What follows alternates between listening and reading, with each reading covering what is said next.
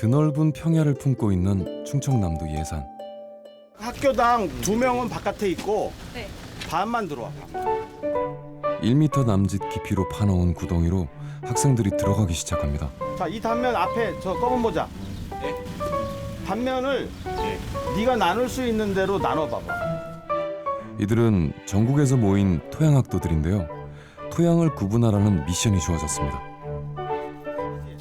그 나누는 기준은 뭘로 나눠? 토성이나 구조. 단면을 볼 때 제일 중요한 거는 토성 구조요. 토양 단면을 눈으로 관찰해서 그 특징과 기능을 평가해 활용 방안을 제시하는 토양조사 경진대회가 열리고 있는데요.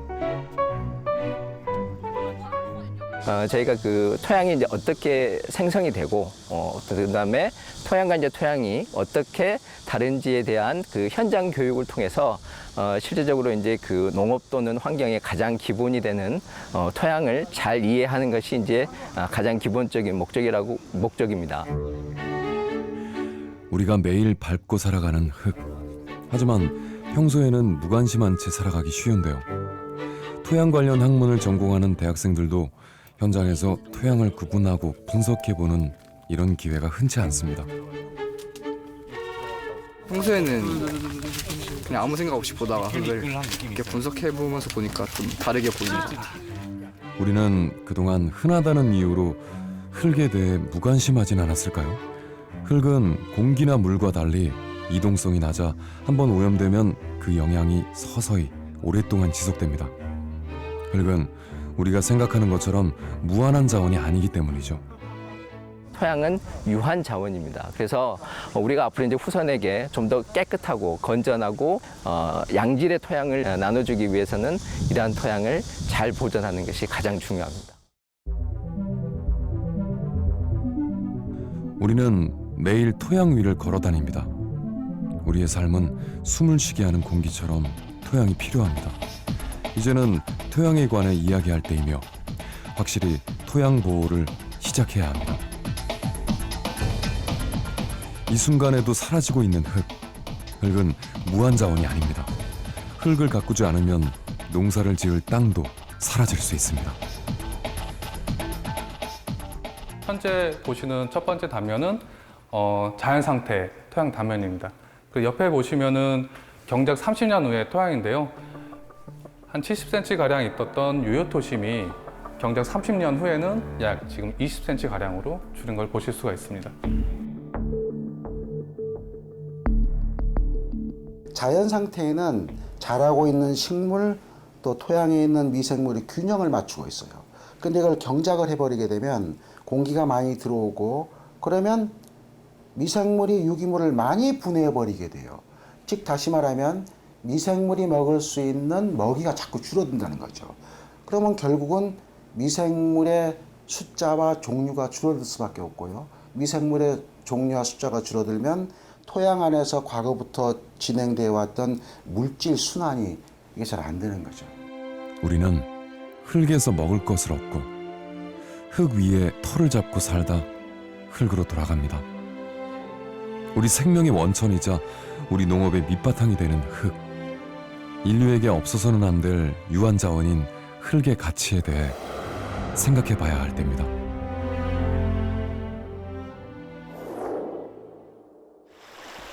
강원도 정선의 한 양묘장. 파릇파릇한 모종이 싱그러운 싹을 틔우고 있는데요. 여기는 이제 고냉지다 보니까 저 뭐 남부 지방이나 이런 데보다가 저기 종자하고 여기 종자하고 종자 자체가 또 다르니까 이제 그런 좀 차이점이 있는가 하면 이 모종은 양묘장에서 20여일 정도 자라면 강원도 정선의 고지대에 옮겨 심겨지게 됩니다.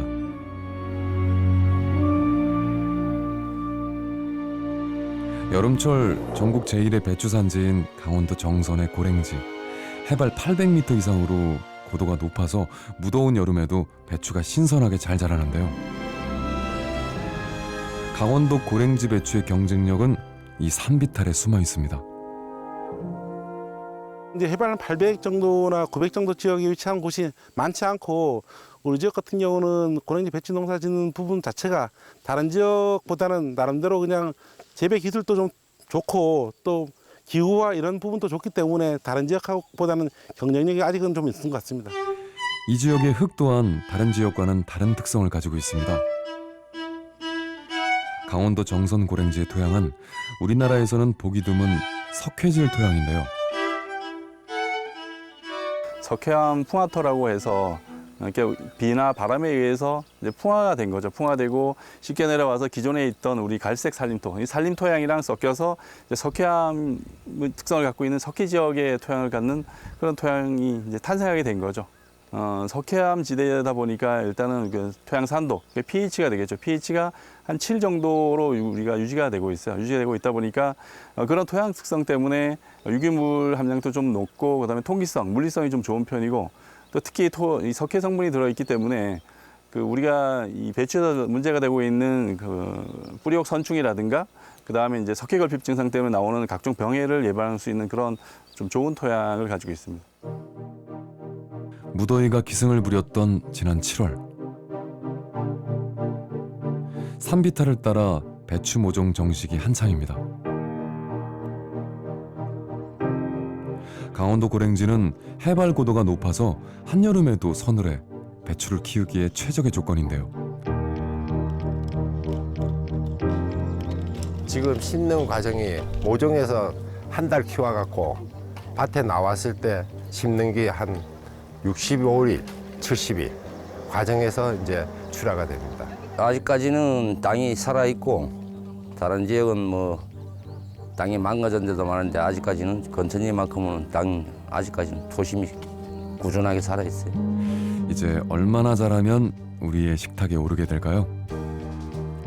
건강한 흙에 좋은 기운을 받아 무럭무럭 잘 자라길 바랍니다.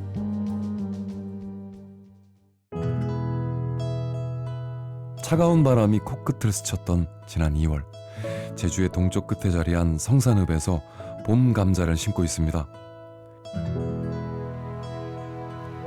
제주의 다른 지역에 비해 이곳의 흙은 유독 검습니다. 농사짓기 가장 좋은 검은 흙은 유기물이 많다는 증거입니다. 이게 화산화토예요. 그러니까 원래 이게 참 풍부한 양분을 갖추고 있어요. 제주의 흙은 정말 제가 봐도 풍요로워요. 아주 풍성하고 영양분이 듬뿍 들어있는 게 느껴져요. 뭘 꽂아놔도 그곳에서는 그것을 꽂는 그것이 다 솟아나와요.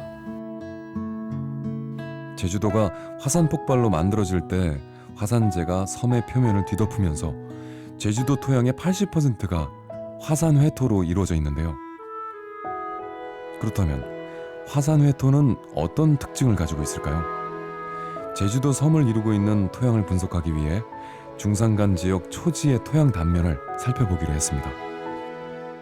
그 토심 깊고 안반층도 없고 유기물 함량이 20% 넘게 유기물 함량도 많고 이런 토양을 남원통이라고 그럽니다. 그러니까 이런 까만색을 나타내는 게 유기물 함량이 많을수록 까만색을 나타냅니다. 흔히 동쪽에 이런 토양들이 많은데 이런 그 까만 거를 화산재 때문에 까만가라고 생각해서 많이 얘기들을 하는데 화산에는 지금 제주도에 남아있는 데가 한 군데도 없습니다. 화산재 색은 전혀 아니고요. 100% 유기물이 많아서 까만 겁니다. 우리나라 그 평균 토양 유기물 함량이 2.5%인데 이 토양은 위에는 한 20% 내려가 됩니다. 엄청나게 그 유기물 함량이 많은 거죠. 그래서 유기물 함량 그리고 물 빠짐이 어떠하냐? 물이 고이게 되면은 그 뻘같이 회백색 층이 나타나는데 여기는 그런 층이 전혀 없어가지고 배수가 좋습니다. 유기물이 상당히 많아가지고 떼알 구조라고 해서 입단 구조. 이 떼알 구조가 엄청나게 발달돼 있기 때문에 구조가 발달돼 있다는 거는 그 구조와 구조 사이에 틈이 많아가지고 아무리 비가 많이 와도 물 빠짐이 엄청나게 좋습니다. 과잉이 물은 바로 빠지고 필요한 만큼은 간직하는 이런. 예, 그 필요한 물, 그걸 보수력이라고 그러는데 그 능력은 보통 토양이 배 이상 엄청나게 큽니다. 그러니까 웬만해서는 그 동쪽에서는 가뭄을 잘 안 타죠. 그래서 아주 서북 쪽에서가 예. 가뭄이 더 많이 타는 예, 그쪽에는 이게 보수력 유기물 영양 때문인가요? 예, 저 보수력이 작아서 그렇습니다. 비도 적지만 보수력이 낮아서 그렇습니다. 토양 만들어지는 제일 크게 그 영향을 끼치는 게 기후 조건입니다. 강수량. 그러니까 강수량이 이 동서로 남북으로 엄청나게 차이 나기 때문에 같이 출발했죠. 똑같은 물질에서 출발했지만 아주 다른 토양으로 발달했죠. 그래서 우리나라 전체 토양이 405개가 있는데 이 좁은 제주도에만 66개나 됩니다. 그거는 토양이 만들어지는 조건이 굉장히 다양하다는 얘기가 됩니다. 제주도의 거의 모든 토양은 화산 분출 쇠설물에서 생성된 화산 회토였지만 이후 기후와 식생에 따라 다양한 성질의 토양으로 바뀌게 되는데요. 토양에 따라 자라는 농작물도 다릅니다.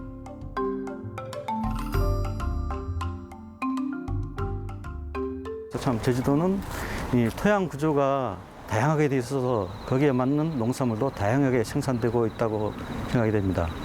남부 지역에는 이 과실류, 밀감 종류, 그리고 서부 지역에는 그 양채류, 양배추, 대정 지역에는 그 마늘같이 이렇게 작은 땅덩어리지만 토양 구조가 다양하게 돼 있어서 거기에 생산되는 농산물도 참 다양하다는 얘기죠. 이 동부 지역 같은 경우는 그 화산 회토라서 물 빠짐이 참 좋습니다. 좋아서 그 근처의 뿌리 작물, 특히 무 같은 경우는 국내만이 아니고 미국까지도 수출을 많이 하는데. 제주농업기술원의 송관철 박사는 국립농업과학원에서 근무하는 동안 10년여에 걸쳐 전국의 토양들을 분석해 우리나라의 전체 토양을 재분류했습니다. 이러한 작업을 통해 농업과 자연과학, 다양한 분야에 적용할 수 있는 기본 토양 정보를 제공할 수 있게 됐습니다. 토양도 이름을 가지고 있는데 이를 토양통이라고 합니다. 우리나라의 토양통은 약 400여 개 정도 되는데요. 전국 각지의 토양을 분석한 정보가 담겨있는 흑토람 사이트를 통해 누구나 쉽게 확인해 볼 수 있습니다.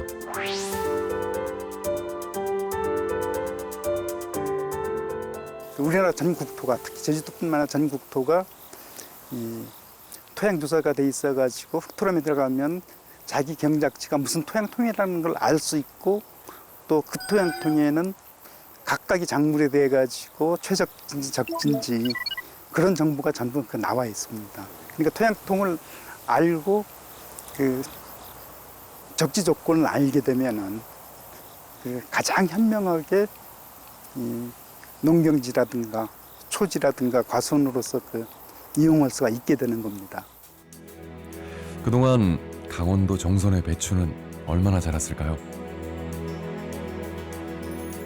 여름철 서늘한 기온은 배추를 기르기에 최적이지만 태풍과 집중호우는 한 해 농사에 큰 위협입니다. 흙과 각종 영양분이 유실될 위험이 높기 때문입니다. 수확이 끝난 후의 토양 유실은 더욱 심각합니다. 정선 토양은 기본적으로 저희 보시는 것처럼 경사도가 7%가 넘는 극경사지로 대부분 구성되어 있고요. 그다음에 석회암 지대가 약간 점질 토양입니다. 점질 토양이다 보니까 만약 그 강우라든가 많은 비가 내리게 되면 토양 유실이 연속적으로 좀 일어나는 그런 단점이 있는 토양을 또 가지고 있어요. 상대적으로. 가파른 산비탈면에 펼쳐져 있는 고랭지밭. 비만 오면 쉽게 흙이 쓸려 내려가 인근 하천을 붉게 물들입니다. 비가 그치고 나면 깎여나간 흙을 다시 메우는 개토 작업이 반복됩니다.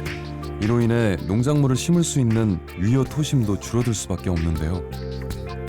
농민들은 고랭지 토양 유실을 막기 위해 여러 가지 시도를 하고 있습니다. 이런 문제점들을 해결하기 위해 녹비 식물과 피복 식물을 심는 것도 한 방법인데요. 특히 추위에 강한 호밀 등을 심어서 흙을 덮어주면 토양 유실을 방지하는 한편 퇴비의 역할도 하게 됩니다. 배추를 심기 전에 장마철에 이제 우기라든가 아니면은 뭐 갑작스레 호우가 내렸을 경우에는 경사도가 워낙 많이 지기 때문에 이게 토양 유실이 되는 것을 방지하기 위해서 호밀이라든가 아니면 청밀을 먼저 심은 다음에 그다음 배추를 심으면 토양 유실도 방지가 되고 배추도 마찬가지로 이제 유실이 덜 되기 위해서 그 청밀을 심은 겁니다. 이게. 토양이 없으면 어떤 생명도 존재할 수 없습니다. 생명의 터전인 토양을 보호해야 하는 이유죠. 그러나 이런 오랜 기간 동안 생성된 토양은 불과 수년 사이에 사라질 수도 있습니다. 전 지구적으로 한 해에만 약 240억 톤의 토양이 유실됩니다. 이는 인구 1인당 1년에 3.4톤씩 토양을 잃게 된다는 계산입니다. 토양의 가장 큰 문제점을 크게 한 3가지로 나눌 수 있을 거예요. 첫째는 유실이에요. 두 번째는 오염이에요. 세 번째는 경작지로 사용을 하게 되면서 토양의 본래 기능을 많이 없어지는 거죠. 토양에 문제가 발생한 한 농가를 찾았습니다. 정상적으로 오이가 잘 크고 했어야 되는데 갑자기 이런 문제가 발생했다는 것은 내가 관리하는 과정에서 뭐 또 문제가 발생할 수 있지만은 그래도 토양 쪽이 더 문제가 발생하지 않았나 그런 생각이 많이 들어서 한번 모셨습니다. 일단 뭐 오늘 그 현장 진단을 한번 해보고 거기에 맞춰서 한번 관리를 하는 걸로. 네, 저도 그걸 굉장히 원합니다. 며칠 전부터 오이들의 상태가 좋지 않아 논산 농업기술센터에 진단을 의뢰했는데요. 비료도 충분히 좋지만 오이가 자꾸만 시들어가서 농가의 시름이 깊습니다. 지금 이 오이가 이렇게 말라서 죽는데 이 뿌리 근처에 얘네 토양 상태가 어떤지를 알아보려고 이 근건 뿌리 위주로 흙을 파서 이 상태를 직접 보려고 합니다. 현장에서 바로 토양 분석을 해봤는데요. 결과는 어떻게 나왔을까요? 염류가 너무 높은 거예요. 지금 9니까 적정 범위는 2인데 지금 전체적으로 비료 양을 너무 많이 쓰시는 거예요. 그래서 보면은 그러니까 이 씨가 왜 이렇게 많이 올라갔냐를 보면 지금 질산을 보면은 질소 비료를 얼마나 주셨는지 알 수 있거든요. 근데 그 적정 범위가 100에서 200 사이예요. 근데 지금 질산을 보면은 300이 넘으셨죠. 그럼 상당히 많은 거네. 그게? 네, 그러니까 비료를 너무 과하게 주셔서 지금 질소 비료를 더 이상 안 주셔도 돼요. 그리고 처방을 해서 해야 되겠네요. 또 황 같은 경우에도 비료량을 얼마나 쓰셨는지를 알 수가 있는데 황도 지금 249가 나왔는데 이 정도면 매우 심한 수준이에요. 부족 분을 갖다 많이 했거든요. 근데 네. 제가 좀 과한 건 있어요. 왜냐면 가축 분유를 좀 퇴비를 좀 많이 넣어서. 근데 거기에 뭐가 들어있는지는 모르겠어요. 지금 이걸로 봤을 때 저희가 분석 결과를 본 거잖아요. 네. 분석 결과를 봤을 때는 퇴비보다는 비료 양 자체가 많은 거예요. 화학 비료 양. 비료가 거의 황이 황산갈이나 이런 형태로 많이 들어가 있거든요. 그래서 그럼 그걸 많이 들어간 비료를 썼다는 게 나오네. 그럼 놀랍게도 오이가 말라버린 원인은 비료의 과다 사용 때문이었습니다. 비료를 크게 2가지로 볼 수 있거든요. 화학적으로 만든 비료와 유기물이 함유되어 있는 비료가 있는데 기능이 달라요. 화학적으로 만든 비료는 어떻게 하면 식물이 자라는 데 필요한 영양분을 골고루 균형 있게 넣어서 만들까에 초점을 뒀죠. 유기물로 만든 비료, 다시 말하면 유기질 비료나 퇴비 같은 비료는요. 여기에 있는 유기물이 미생물이 먹기에 가장 좋은 먹이에요. 그래서 화학 비료를 많이 사용하게 되면 결국은 토양에 있는 유기물이 점점점 줄어들게 되고 미생물이 활동이 더디게 되고 결국은 이게 화학비료 과용에 의한 피해로 나타나게 되겠죠. 그렇기 때문에 가장 좋은 그 조건을 만든다고 하는 것은 화학비료와 유기질 비료의 비율을 일정하게 유지해야 되는 거예요. 제주도의 레드양 감귤 재배 하우스를 찾았습니다. 귤나무의 뿌리가 썩고 열매가 떨어져 버리는 문제가 발생해 농업기술원에 토양 분석을 의뢰했는데요. 이게 이 뿌리인데 이 뿌리가 하얗고 이렇게 껍질을 싹 벗기면 안에가 싹 벗겨져야 되는데 이거는 이렇게 보면 다 이제 갈색으로 변해가지고 다 썩었어 뿌리가.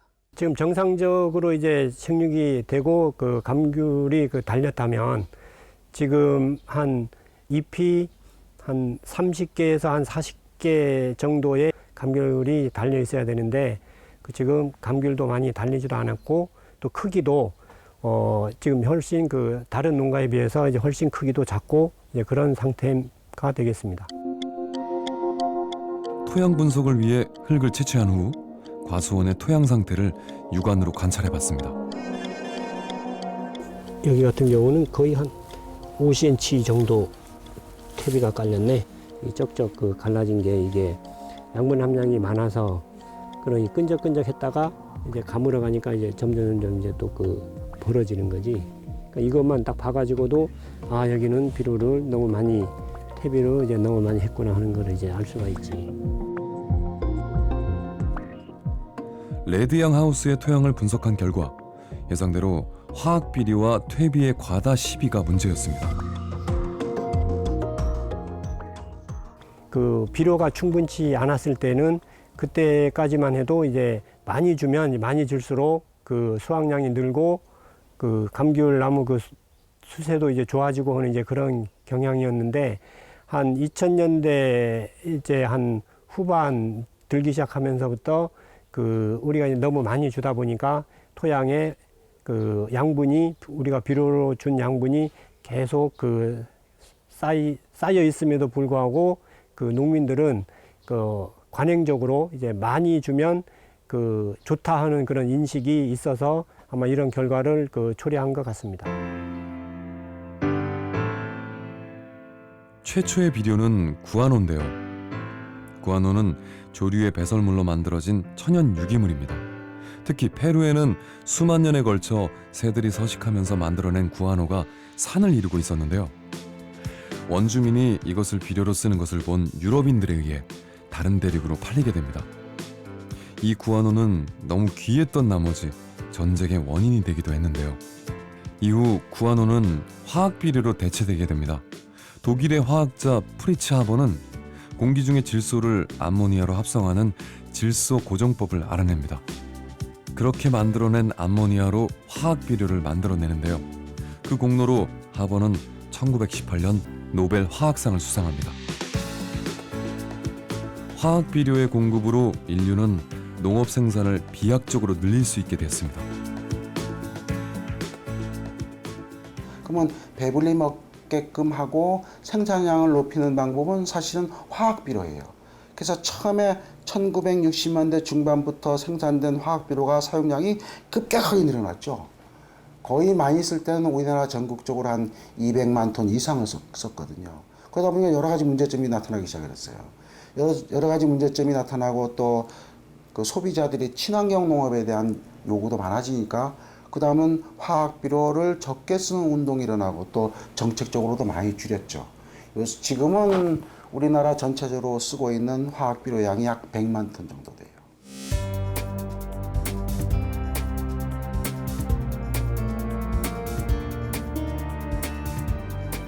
우리나라의 화학 비료 사용량은 세계 최고 수준입니다. 캐나다의 3.4배, 미국의 2배에 달하는 높은 수치를 기록하고 있는데요.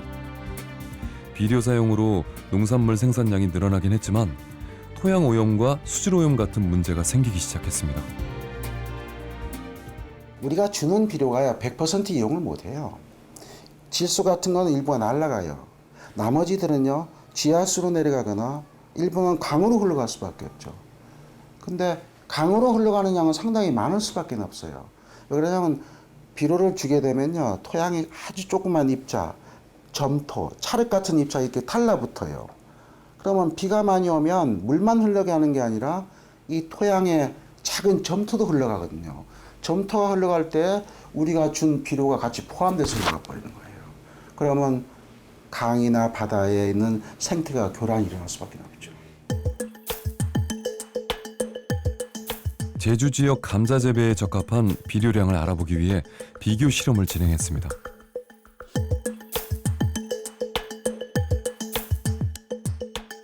기술원에서 탐나 감자라는 품종이 개발하게 되었고 저희들이 그게 농가 보급하려고 하면은 적정 양분 기준이 필요합니다. 그래서 이제 저희들이 만들어 놓은 그 적정 양분 기준과 농가 관행대로 그 투입한 양분 기준을 비교한 시험을 해보았고 결과는 흥미로웠는데요. 비료양을 적게 준 곳과 많게는 4배 가까이 준 곳이 생산량에 별 차이가 없었습니다. 농가에서는 아마 저희가 적정 양분으로 투입한 시험구가 아마 안 나올 거라고 이제 생각을 먼저 하셨어요. 원체 이제 농가들이 본인들이 관행대로 하는 그 습관이 있기 때문에 저 정도 넣어서는 안 될 거다라고 생각했는데 농가 반응도 의외로 적게 들어가도 괜찮게 수확할 수 있구나라는 그런 반응이었습니다. 많이 준다고 해서 좋은 것이 아닌 화학 비료. 그렇다면 적당한 비료 사용량은 어떻게 알 수 있을까요? 또한 이런 문제점을 해결하기 위해서 우리 그 농촌진흥청에서는 흑토람이라는 걸 만들어냈거든요. 아마 전 세계에서 공짜로 농업인들의 토양을 분석하고 처방해주는 나라는 우리나라밖에 없을 거예요. 예. 그것처럼 그 처방서 분석한 결과를 보면서 비료를 적당하게 하게끔 자꾸 권장을 하죠. 그렇지만 농업인들이 여기에 잘 안 따라주는 문제점은 있습니다. 그 면적 땅에 그 비료 전국의 토양을 분류해 작물별로 처방까지 해주는 흑토람. 하지만 아직까지 농민들에게는 생소하기만 합니다. 세세하게 나와 있는데 여기 그 숫자가 그러니까 스마트폰이든 집에 그 컴퓨터든 그 흑토람이라는 사이트만 들어가면 내 밭의 현재의 상태를 알 수가 있습니다. 여기에 그 들어가서 우리 집원이 안 나와 하는 데는 지금까지 검사를 5년 동안은 한 번도 안 한 겁니다. 5년 동안은 한 번도 안 한 이제 그런 것. 흑토람은 우리나라의 방대한 토양과 농업 환경 정보를 데이터베이스화한 토양 환경 정보 시스템입니다. 농사를 지을 때 작물별 토양 적합도를 평가하고 알맞은 비료양을 제시하는 토양 지도를 쉽게 찾아볼 수 있습니다. 토양 환경 지도 같은 경우는 1964년 이후부터 한 50년 이상 토양 조사를 한 결과가 되겠고요. 그 다음에 토양 화학성, 비료 사용 처방들은 각 시군센터에서 계속 농업인들의 이제 토양을 이제 검정한 데이터가 축적이 돼서 상당히 방대한 데이터가 지금 가지고 있습니다. 토양을 채취해서 분석한 결과로 작성된 비료 사용 처방서와 작물별 토양 적성도, 지역별 토양 특성과 농경지 화학성 정보, 작물 영양 진단 등도 살펴볼 수 있습니다. 내 토지에 어떤 작물을 심을지 선택하고 또한 그 작물을 선택하면 비료를 얼마나 줘야 되는지 그런 것들을 실제 이 시스템을 통해서 제공을 받으실 수가 있습니다. 토양에 문제가 생겼다면 흑토람 사이트를 통해 가까운 농업기술센터에 토양 분석을 의뢰하면 적절한 처방을 받을 수 있는데요. 효율적이고 과학적인 농사를 짓기 위해서 이제 흑토람 검색은 필수입니다. 지금 2년 전 토양에 문제가 발생했던 제주의 상추 농가를 찾았습니다.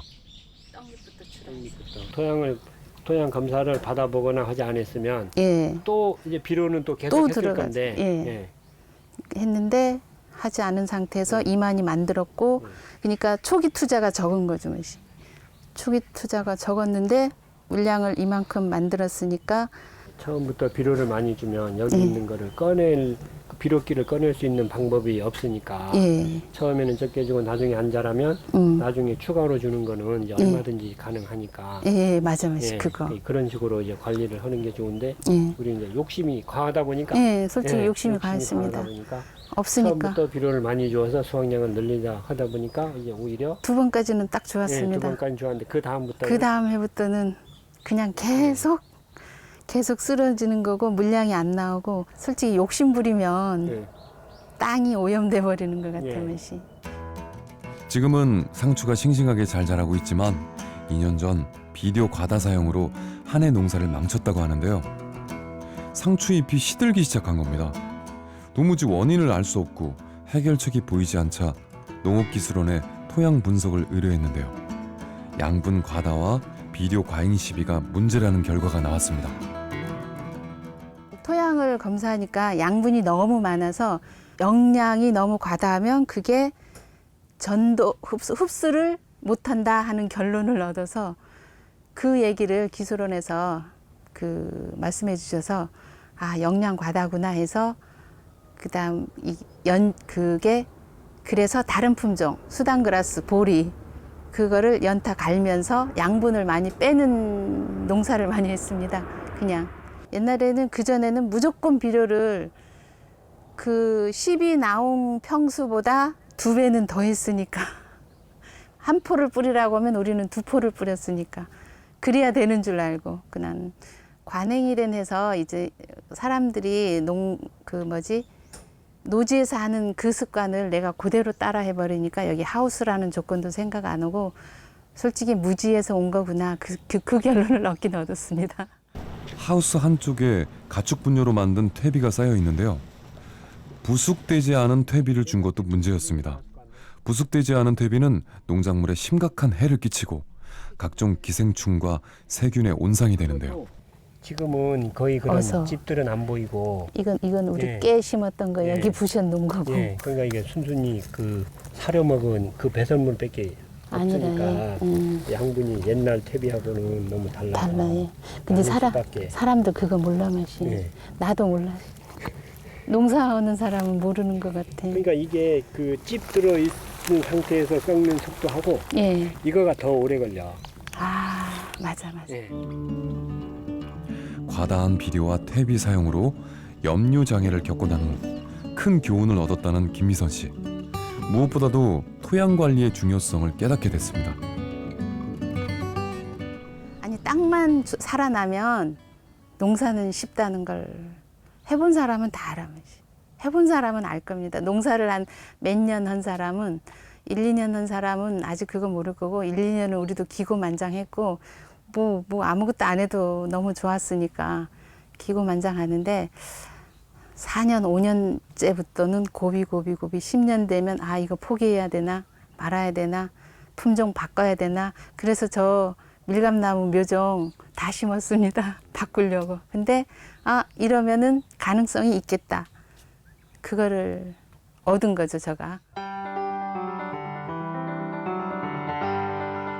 수박을 대량 재배하는 충남 논산의 한 농가를 찾았습니다. 한 해 3번 재배에 연간 120톤의 수박을 출하한다는 이정구 씨. 논산 수박연구회 회장이자 충남 농업기술원 1호 수박기술 명인인데요. 수박을 재배하며 가장 신경 쓰는 부분은 토양 관리입니다.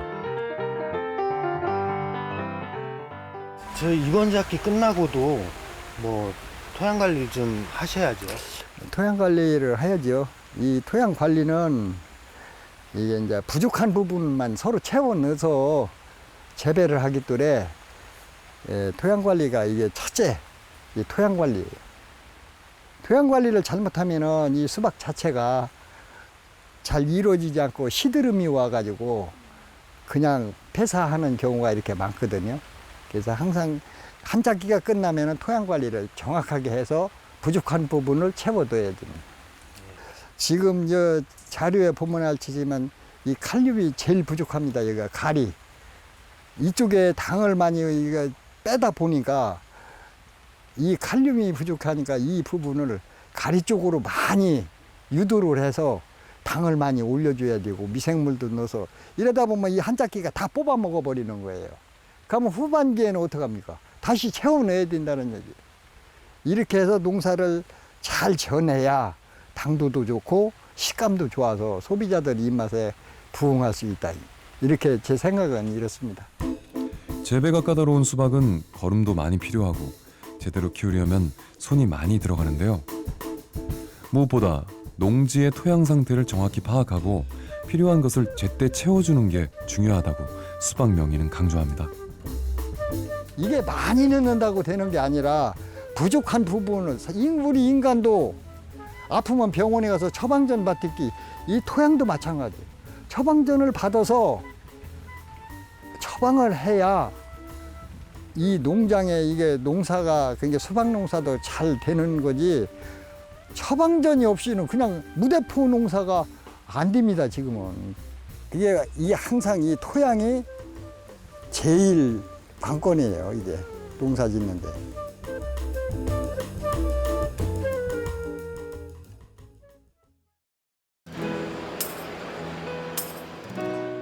지난 7월 농업박람회가 열렸습니다. 다양한 최신 장비와 IT 기술을 접목한 스마트 농업 전시관까지 한자리에서 만나볼 수 있었는데요.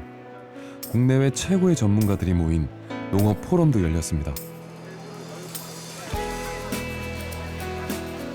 もともと IT の世界にいましたので、できればセンサーで測ってそのデータが通信でクラウドに上がって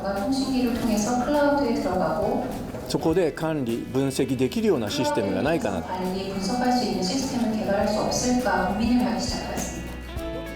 빅데이터와 인공지능, 사물 인터넷 기술을 활용해 농산물을 재배하는 고이케 씨는 IT 기술과 친환경 유기농업이 어떻게 결합될 수 있는지를 소개했는데요. 보다 자세히 알아보기 위해 일본을 찾았습니다. 본사에는 빅데이터 분석과 각종 센서 개발을 위한 IT 인력들이 근무하고 있는데요. 실리콘밸리 출신인 IT 전문가 고이케 대표가 농업에 뛰어든 이유는 뭘까요?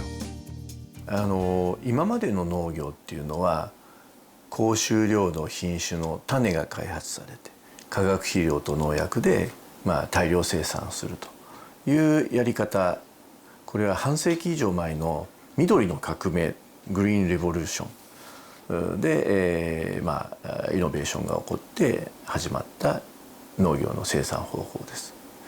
ところが僕らはもっとそれが自然の力も最大限利用しながらその半世紀間変わってないその農業のやり方をイノベーションを起こしていきましょうと。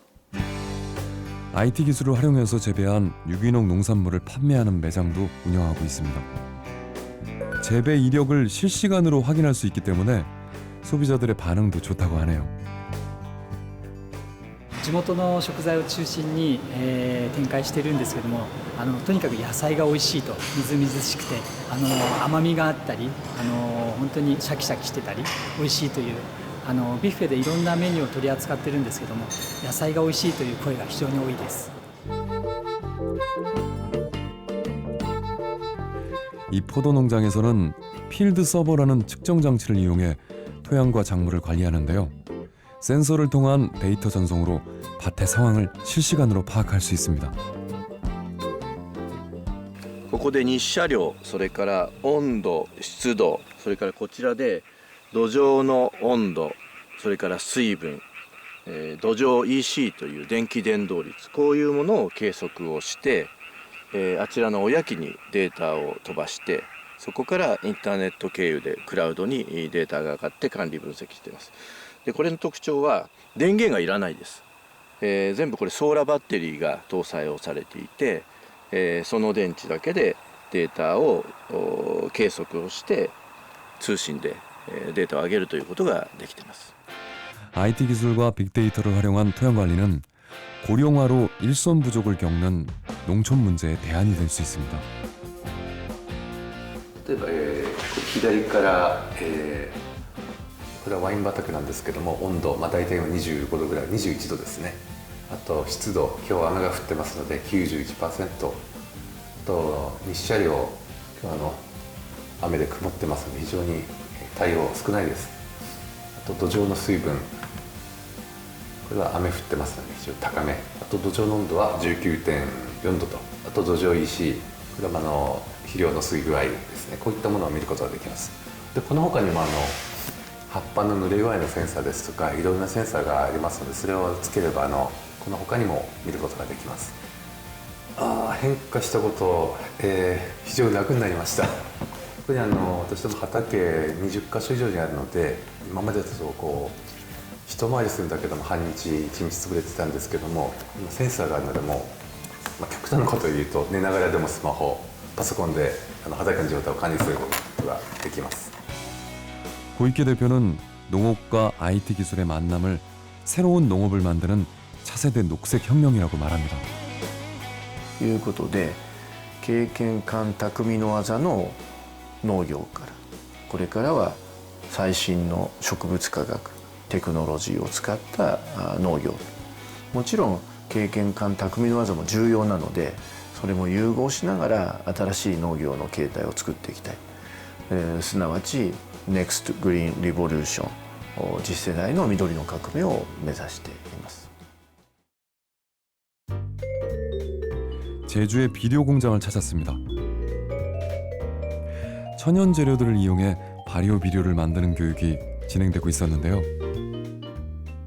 농가가 사용하는 거는 단기간에 만들어서 빨리 사용해서 보관을 한다든지 성분에 문제가 없으면 그대로 이제 농가들이 사용해서 단기간에 이제 판매용이 아니기 때문에 쉽게 사용할 수 있는 방법으로 또 효과가 좋은 방법으로 이제 말씀을 드리도록 하겠습니다. 이종원 대표는 각종 미생물을 혼합 발효해 비료를 만들고 있는데요. 화학 비료의 단점을 보완하는 성과를 얻었습니다. 여러 재료가 있습니다. 전에는 유박이면 유박 하나만 줬었는데 지금은 인산이 골분이면 20%면 용성인비 약 배 정도 들어가 있습니다.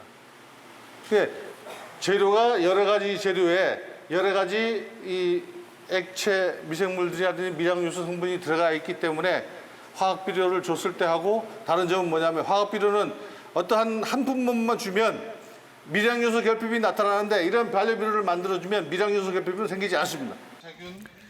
20여 가지 친환경 유기질 비료들을 생산하고 있는데요. 친환경 농법에 관심을 갖는 농민들이 이곳의 비료를 찾고 있습니다.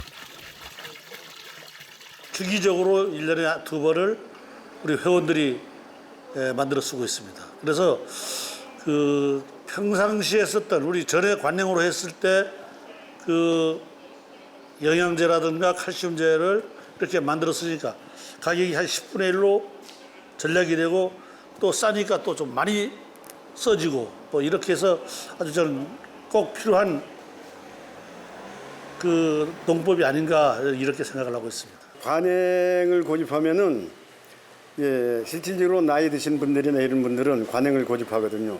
그렇지만 이것은 어느 정도 좀 바꿔야 됩니다. 우리 나이 때도 이제는 실질적으로 관행을 좀 탈피하고 새로운 혁신 기술을 농산물에 접목시켜야 우리 소비자가 안심하고 찾을 수 있는 농산물이 생산되지 않을까. 화학 비료를 대체하기 위한 비료 개발을 꾸준히 하고 있는 이종원 대표. 여름철 제주 해안에 떠밀려오는 모자반 같이 버려지는 천연 재료들을 활용해 발효 비료를 만드는데요. 직접 농사를 지으며 토양 관리의 필요성을 절감했기에 시작한 사업입니다. 어떻게 하면 좋은 비료를 만들 수 있을까? 작물도 잘 자라고 또 값을 잘 받을 수 있는 그러한 농산물을 생산할 수 있는 방법을 찾다 보니까 우리도 몸에 좋은 유산균 음료를 먹듯이 토양에도 이런 균을 주면 좋은 농산물을 생산할 수 있지 않겠느냐 생각해서 비료를 만들기 시작을 했던 겁니다. 농사를 지으며 알게 된 노하우를 공유하고 발효 비료를 개발해서 친환경 농업 발전에 기여하고 있는 이종원 대표. 살아있는 흙이 건강한 사람을 만든다고 믿고 있습니다. 질소 비료가 개발된 이후에 식량난은 해결됐지만 식량난 해결이 문제가 아니라 이 100년 후에는 건강에 좋은 농산물을 생산하는 게 앞으로 이제 농업의 미래라고 봅니다. 건강한 농산물을 생산하기 위해서는 건강한 흙이 돼야 됩니다.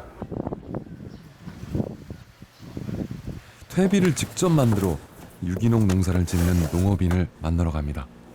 택배 작업 중인 이분을 기억하시나요? 이거 기억나세요? 우리 올 2월 달에 저 흙에 대해서 촬영하시면서 저희 밭에 오셨던 거 기억나시죠? 지난 2월에 심은 감자가 연글어 어느새 결실을 맺었습니다. 유기물이 가득한 검은 흙 속에서 영양분을 듬뿍 먹고 건강하게 자랐는데요. 심은 대로 거둔다는 자연의 섭리를 다시 한번 깨닫게 됩니다. 너무너무 밭 좋았잖아요. 그때 그 씨앗 심었던 수확한 거예요. 도시 생활을 접고 제주에 내려와 13년째 유기농 농법으로 농사를 짓고 있는 윤순자 대표. 유기농법을 지키는 영농조합을 설립해 직접 판로를 개척하여 제주 농산물의 우수성을 알리고 있는데요. 그의 경영 철학 역시 건강한 흙에 있습니다. 사람은 먹는 걸 전부 자연에게 돌려줄 수 있는 구조로 되어 있어요. 근데 지금은 그 구조가 깨져버렸잖아요. 그래 놓으니까 땅은 더 많아진 사람과 더 많은 요구를 하는 그 사람 그 사회에 보내줘야 되는데 땅은 오는 게 없는 거예요. 점점 피폐해지는 거예요. 그러니까 화학 비료는 우리가 아플 때 약을 먹는 거하고 똑같은 개념인 것 같아요. 잠깐의 원기 회복을 시켜주고 잠깐의 도움은 되겠지만 근본적으로 땅을 비옥하게 하고 땅을 살리는 거는 아니란 말이에요. 윤순자 대표가 비닐을 걷고 직접 만든 퇴비를 보여주는데요. 우리 밭에서 나는 거, 밭에서 나는 찌꺼러기들, 밭에서 나는 거 가공하고 남은 찌꺼러기들, 우리 밭하고 우리 과수원에서 나는 전부가 들어있어요, 이 속에. 우리는 하나도 버리는 게 없어요. 이건 흙에서 난 것은 흙으로 돌려줘야 한다는 이제는 잊혀져 버린 원칙을 지키고 있습니다. 어이 조경 한번 파봅시다.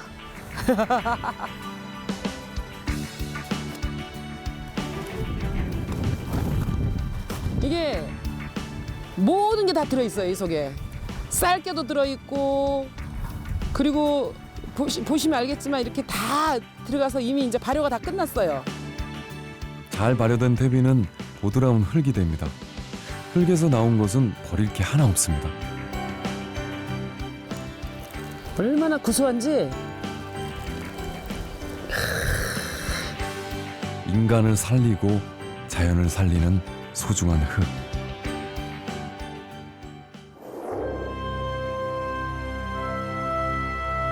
건강한 먹거리는 건강한 흙에서 나옵니다. 흙의 가치를 잊어버리면 안 될 이유입니다. 우리가 가장 흔히 보는 게 흙이고요. 우리가 길을 걸을 때 밟고 다니는 것도 흙이고, 그냥 씨를 뿌리면 식물이 자라는 게 흙이기 때문에 흙의 가치가 없다고 생각하는 경우가 많아요. 그렇지만 흙이 갖고 있는 중요성을 꼼꼼히 생각을 하고, 그러면 아마 우리 주변에 있는 어떤 것보다도 가장 소중하게 간직을 하고 유지하고 보존해야 될 것이라는 걸 깨닫게 될 겁니다. 오랜 세월 걸쳐 만들어진 인류의 귀중한 자원 흙. 흙의 가치를 지켜야 우리 농업에 미래가 있습니다.